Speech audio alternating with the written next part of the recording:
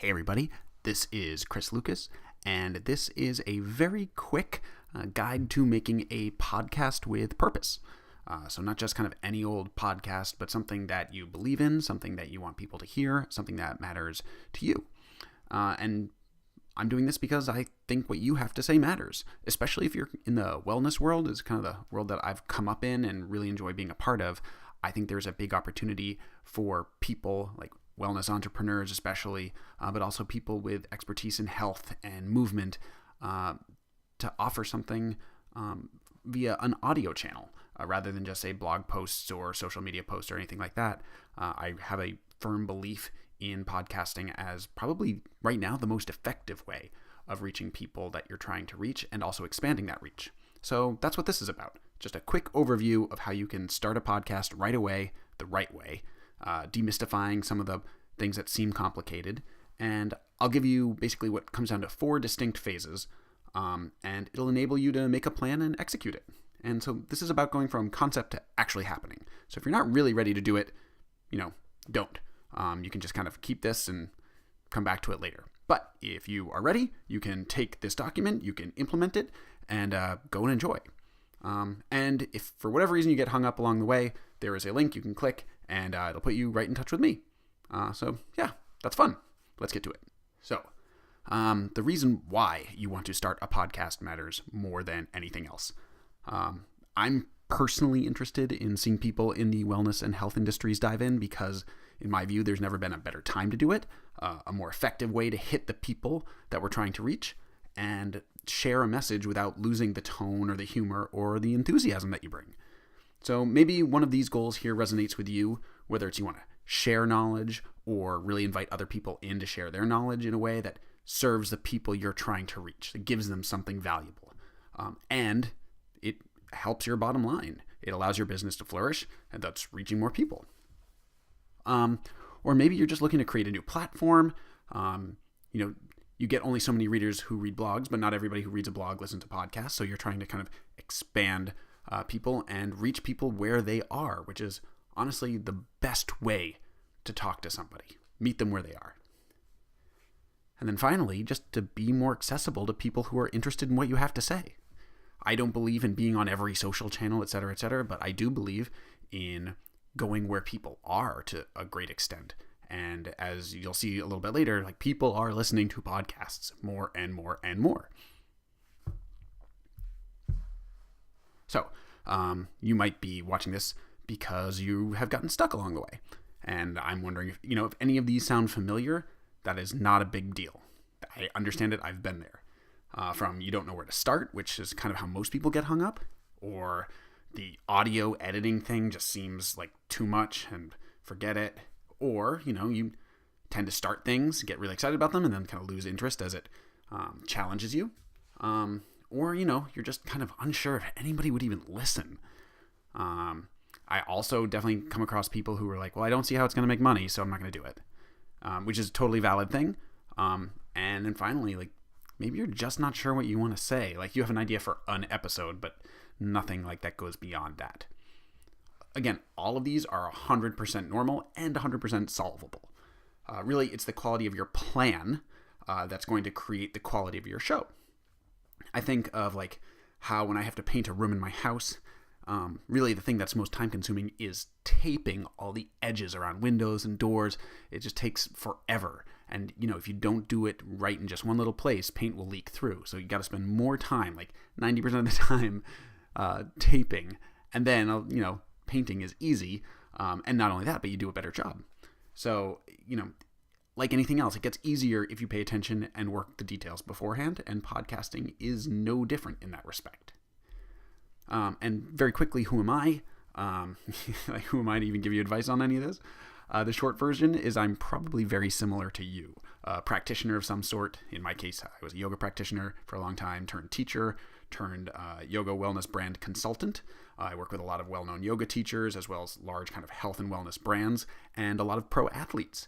And all along, I've kind of made my career in this kind of digital side and exploring new opportunities, sort of a first mover kind of thing. And so when it comes to podcasts, I'm not just a listener, but a producer and editor. I work with a lot of large media brands in launching their podcast. I've done some for Sports Illustrated. I've launched a mixtape with the actor Joseph Gordon-Levitt and his production, or his collaborative production company, Hit Record, helping them produce a 6-episode mixtape series. And also just assisting independent bloggers and content creators to make a podcast that frankly changes their bottom line forever. I've seen this firsthand. I've been a part of it. This is not theory. This can actually happen, and it's not that difficult. So, why podcasting makes sense now? As I kind of mentioned earlier, the sizes have never been bigger. Only like more and more people, especially in the US, are listening, but honestly all over the planet. If you advertising, and that's something that we're going to talk about in a couple seconds, if that is interesting to you, advertisers are looking to spend more. They're starting to understand the metrics. And then finally, iTunes is a huge mover of content. And with more than 10 billion downloads and streams, this isn't even factoring in Spotify. So there's a lot to play with in terms of expanding your audience. And then finally, there's just a lot of white space for wellness, yoga, and mindfulness, and health if it's done right. I don't know how many sort of yoga or mindfulness-related podcasts you listen to, but I subscribe to a bunch, and I'm usually let down by 90% of them. So part of the reason I'm doing this is because I'd like to start seeing the habits and the quality of content in this particular area get much better. And that starts with you. So here are our first 4 phases to creating what I like to call a purposeful podcast. So a podcast done on purpose with an end in mind, and really aiming at giving the listener something they're happy with. So the phases are format, finance, equipment, and then general awareness, or PR. And they've got that little thing kind of in the bottom there. A lot of people start this out of order. And to be honest, when you do that, that's going to lead to a show that peters out after 5 episodes and a couple $100 worth of equipment that is now gathering dust that you probably never needed anyway. And I really want to help you prevent that and make a show. So start in format. Format first before you think about equipment, anything like that. Forget equipment right now. Map out the format of your show. That is the biggie. And to figure this out, you ask yourself a question. What is the point of my show? What are you trying to say? What are people left feeling after they listen to you? Honestly, I actually think there's a simple way of doing this where you can do kind of like a fill in the blank. And I've got it here where it says I'm making a time, like a blank, like a 20-minute show about blank, for blank, who blank. And this really lets you dive into who you're trying to reach. So for example, I am making a 20-minute show about meditation for athletes who want to elevate their mental game. Great. Now you know what you're trying to achieve with every episode. Or I'm making a 60-minute show about inspiring leaders for yoga teachers who feel stuck. Great. Again, we know who we're serving. And then next, you need to select your commitment level. A lot of people get really aggressive and ambitious early on, and this is a great way to burn out. So, instead, be really responsible and realistic about what your frequency can be, what you really can commit to. And maybe you don't want to have it go ongoing. Maybe you don't want to have it go forever. That can seem like a ton. So instead, maybe you just give yourself a cap and say, all right, I'm going to make 20 episodes, which I usually feel is about where people start to get into a groove, is episode 20. So okay, how often am I going to do this? How often am I going to do this? And then, look through and work through the pros to cons to each. There's definitely some advantages to doing short daily ones. But then, you're committing to a time. Monthly can be great, gives you a lot of time to set up, but you don't want to lose your audience in the interim. I tend to recommend a weekly podcast because it helps build good habits. But the format of your show may demand something different, and that's cool. So again, the aim is not to impress anybody, but to be realistic and exceed your own expectations. I spend a lot of time working with people to figure out an exact matrix of frequency and content. And it can be a really interesting balancing act. And it's going to come down to, again, the type of show you want to create and the type of experience you want to create for listeners. And then finally, are you going to have guests or co-hosts? That changes the game like crazy. because now you've got somebody else's calendar to work with, somebody else's life that can both enhance and interrupt your workflow. And then, or are you going to ask people to call in? Are you going to do stuff live? I mean, there's a lot of cool options, but I'm not interested in you trying to do everything. Pick your lane to start and then begin to add new layers. Okay. Now, so now we've got a format. I don't want you to think about equipment yet. I want you to think about finances. Do you want your podcast to make money? Not everybody knows this. They hope it does, and I will tell you, every podcast that hopes it makes money never does. Do you want it to make money? And then you have to answer yourself yes or no. And it doesn't have to. You might just want to leave that door open for later. But again, that's a decision, and then you can set your podcast up to leave that option open for later. Personally, I believe and I recommend that you start with the aim of making your podcast revenue neutral so that it pays for itself. And there are a lot of great ways to do this. Some are direct and some are more indirect. An example of an indirect one would be creating awareness of your other endeavors. So a client of mine currently uses their podcast to generate sales for subscriptions. And they've seen that take off, which is great. Other people use it as a way of creating a portfolio for potential employers. It's a great resume builder. And then there's also just getting paid ads from partners and companies that you align with. And you can create affiliate links with them, or they can pay you per ad insertion. But you need to look at your podcast as a revenue driver, and then it has a responsibility to your advertisers. And does that dilute from your message to your listeners? Usually no, if you do it right. And then finally, one of my longest running podcasts uses Patreon. They made that switch, which is a direct sponsor supported, and it brings in hundreds of dollars a month passively. And the best part is there's no ads. There's great ways of rewarding people, or you just keep one level and let everybody in. But again, that can be great. But consider how starting with a paywall may keep your listenership really low. So maybe part of your plan is to start free for 6 months and then convert to something sponsor supported or supporter sponsored.